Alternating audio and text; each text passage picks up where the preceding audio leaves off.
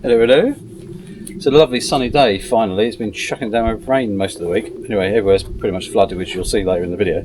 Anyway, this is a bit of an afterthought. I should have done a little bit of an open box opening when I got this a few weeks ago. Supplied to me by Joe at Feathers, which I'll put all the description and everything in there. So if you're local to East Sussex, he's the place to go and get your bird seed and your bird feeders, nesting boxes, all that sort of stuff, even trail cameras, should I say? Trail cameras to binoculars to scopes and more. So go and have a look at their website. Pop in there if you're in East Sussex. It's well worth it. Really nice guy as well. Anyway, he's given me one of these to try and just see what kind of footage we get around in East Sussex. So I've been putting it around I've done two things so far. One in our field by the post, and I've got the fox, which I will put in there. And then I went up the road to a farm and we put it near the badger set that we knew of. And it's been there a week at the badger set, and I wondered, one, see how long the batteries lasted, two, was it consistent on recording, and three, learning how to put it in the right position for you to get the footage you want, and also the settings. So the settings that I'd learned were that it's not ideal to put it on photo and video, because I thought, it probably just takes stills from some of the video clips. No, it doesn't. What it does is when it triggers by the sensor, the camera will take a couple of photos first, and then it will do a bit of video. So depending on how long the video is. So the first attempt at it basically took a couple of pictures, and then we missed sort of the good bit of video. So one, I was too close to the subject as well, so I moved it back and had it slightly higher, aimed down slightly as well. So we shall see in a bit when we go on the computer what it actually captured. But anyway, I've put it back in the box. There's not a lot in there. But this is the Ursus. Ursus? Don't really know what it's called. This is Nature Spy, and it's IP67 waterproof. It's a 1080p HD video, quick trigger speed, and it says watching hedgehogs or tracking leopards. The Ursus is built for it. So there we go, noisy plane. And it says naturespy.org if you want to go and check them out. But I'll leave the descriptions and things in the links in the description, as well. So anyway, let's open the box. And there's two things I learned when I first got it. Was I bought the wrong batteries. So you get the manual, you get the actual camera itself, which is nice. It's not, fits on the palm of your hand. Weighs probably, with batteries in, which it's got in there now, maybe 400 or 500 grams, something like that. I don't really know. And then you also get the strap, which is a couple of meters long, and it's got a spring-loaded, like decent strong spring with grip. Clamp there, so basically when you wrap it around a tree or a post or whatever, you can pull it nice and tight and then wrap it around and tighten it up. Inside, when you open it, which I'll flag to now, is a little screen, a few buttons for controlling the menus and everything, and then the battery side. So it takes 6 AA batteries. They recommend using lithium. So lithium are going to last the longest, but once I've ordered it, because obviously I didn't got this yet, I thought, I'll get them ordered. And so I thought, rechargeable lithiums, 20 quid, that's not bad. 8 of them in a little recharging pod. I thought, brilliant. Amazon, boom, got them. Anyway, I got the camera, got it home, found an SD card which I don't really use, so I got 128 gig in there, and put the batteries in, and I was like, why does it keep turning off?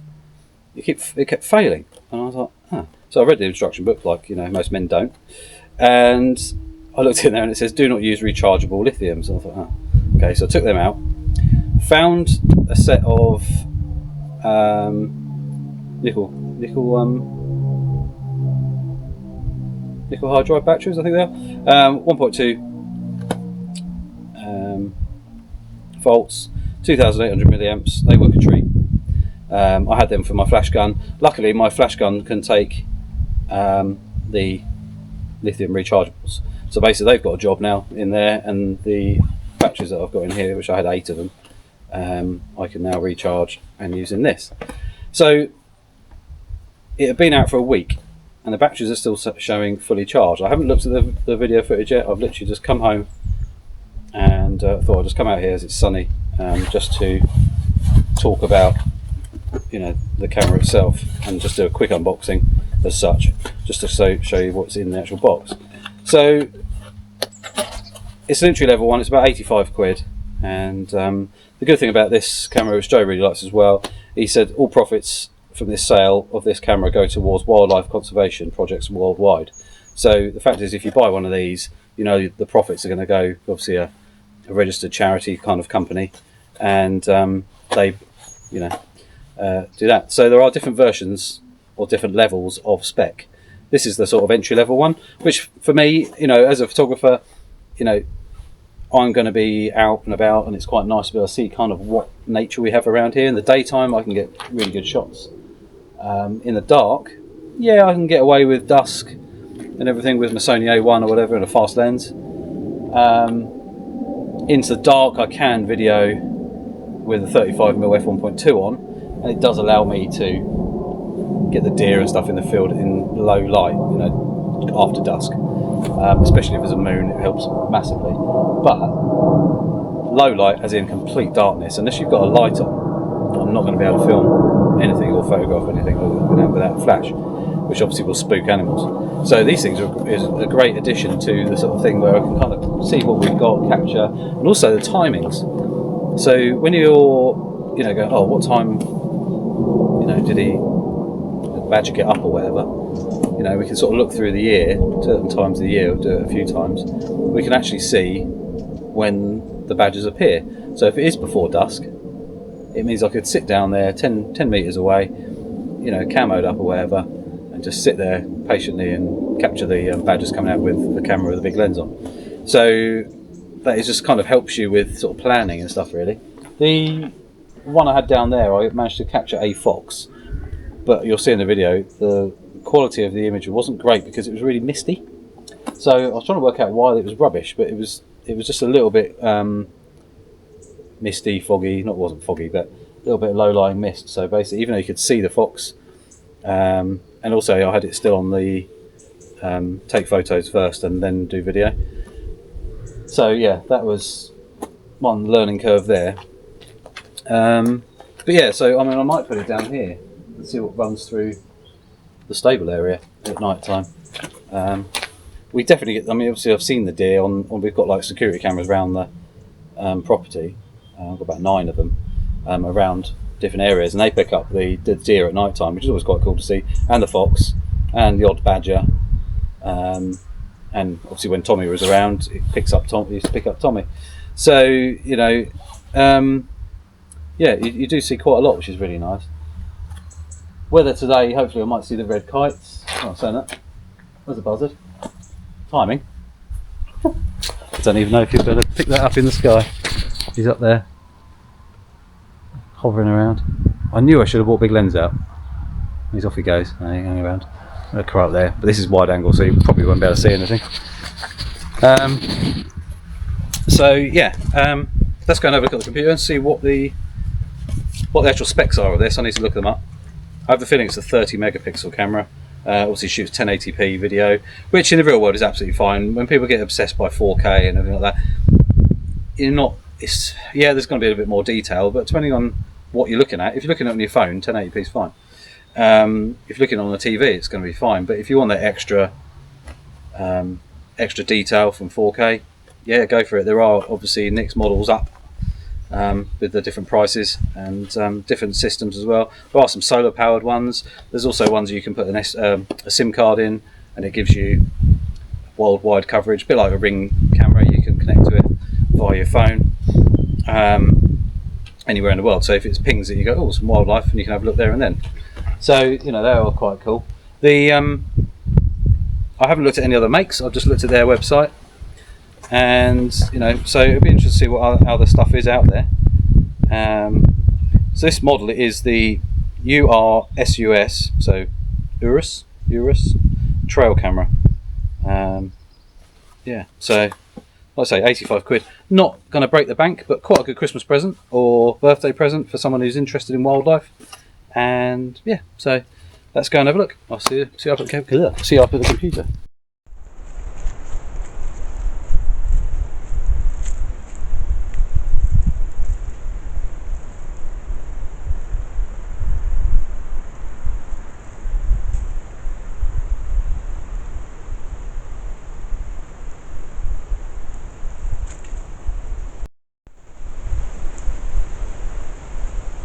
So here we go. Here are some of the clips, and it's quite cool. Very interesting, I find. And the fact is, we can see the date stamp at the bottom and the time. So the badger was active at 6:30 p.m. Slightly, just obviously after dusk. And here in the next one, he's actually, because winter's coming up, he's making warm set. So yeah, it's yeah, going to be nice and cozy and warm in there. So he's dragging all the dry leaves in there, and he does it quite a few times, to be fair, through different clips. So it's really interesting to see how animals, live their lives and how they, look after themselves and keep themselves warm. So there we go. As you can see, 6:36 on that one, and then the next one we are 6:37. So he's quite active over that period of time. So he's just grabbing a few more leaves and stuff like that and getting ready to, take a load more down with him. Obviously having a good old sniff. But I find it fascinating. Obviously it's 1080p. The only thing I would say about the camera is it only tripped a couple of times due to wind. As you can see here, there was nothing happening. But the wind made the camera go off about 4 or 5 times out of 100 clips. So not too bad at all, I don't think. So this one is slightly earlier the next day, and it's 5:53. So there we go, a little scratch. Quality wise, and it's 1080p, so it's fine. I have watched it on a 4K screen. It does look a bit pixely due to obviously stretching the actual quality. So if you watch it on a smaller screen, as in 1080p format, it is absolutely fine. But I think that's fantastic. It lets us see what's happening around us, in wildlife that we'd never be able to see. One, it's completely pitch black, and two, random things like deer appear, and it's quite cool. It's just fascinating. I know they're about, and we hear them, even see them in the daytime occasionally. But when you can see them just living their lives in peace as such, it's really interesting to see. And as a wildlife photographer, it's really cool. And there's a daytime shot of a deer as well, probably the same one. So there we go. Pheasant. So yeah, male pheasant as well as a female pheasant appears surely, and it's okay in the daytime as long as there's not too much contrast going on. So when you get a bright day, it's a lot of shade, the camera can't really work out what to do, so you get quite a bit of overexposure in the highlights. Obviously, unless you put an ND filter over the front, but that may hinder it in the night. So obviously, it's most ideal using it in lower light and in shade and obviously complete darkness. So there we go. It's got a bit of a hot spot in the middle, but that's kind of natural because that's the way the LEDs are working. But you can see everything pretty clearly. That's a good, I don't know, 8 meters, I think, 5 to 8 meters distance you're looking at away from where the camera is. He's back building his bed, dragging it in.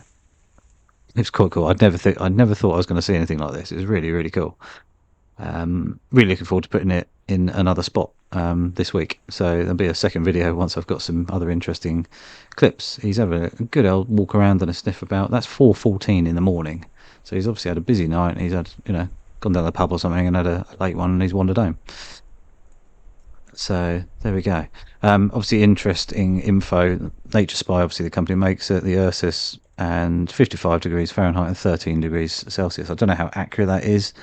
That could be from the batteries inside warm as well as Mr. Squirrel. But I don't know. But it gives you a rough idea of the temperature. Mr. Squirrel doing his thing. So that's daytime, that's flat light, so it's not too bad. And then you can see the rain. So we had a lot of rain over 2 days, and I just left it down there. You can see a little birdie, just so it's really sensitive. It picks up any tiny little movement, even though he's pretty much camouflaged right in the centre, hopping towards the camera. So yeah, very, very impressed on how good it is actually at what it does. Mr. Fox, or Mrs. Fox. I was really surprised actually at how much variation of wildlife it picked up in just a couple of days. And it was really, really interesting to see what is actually around locally, and what they get up to. He's just having a little sniff around. And bunny rabbits, so yeah, they're hopping around. There's one up the back there and one over to the right, so that's quite cool. Not much evidence of them around actually generally, but there we go, they are there. And obviously they all seem to live in a bit of harmony. Mr. Badger and his home, and you got the fox and bunny rabbits and everything else, and deer and whatever, just yeah, getting on with each other. Really, it seems quite cool, you know. But again, this is kind of like really for me. It's given me a rough idea of what sort of time they're active. So if I were to sit down there, um, to experience it, it would be really quite nice, and sit there with a fast lens on, and hopefully capture some interesting video. Yeah, so that's one thing to think about in the future. Fox again. It's weird. It obviously knows something's about. He's listening. I don't know. I mean, wildlife is wildlife, but it just amazes you how good their night sight is. One, badgers obviously can live in the dark, but foxes obviously daytime and nighttime as well as foxes, as badgers. But even the bunny rabbits, their low light vision must be incredible. So yeah, really, really cool. So very, very impressed with it, and I'm going to be using it a lot more, especially through the winter months, because the days are shorter anyway, so there'll be a lot more in low light stuff. The animals will be a bit more active. You can see he's got soaked. He's gone all fluffy, Mr. Badger. But there we go. Anyway, hope you enjoyed the video. Have you used a trail camera before, or trail camera before? And go and check out Feathers and on their website and everything. Also their Facebook page and Instagram as well. And I'll see you soon for another video.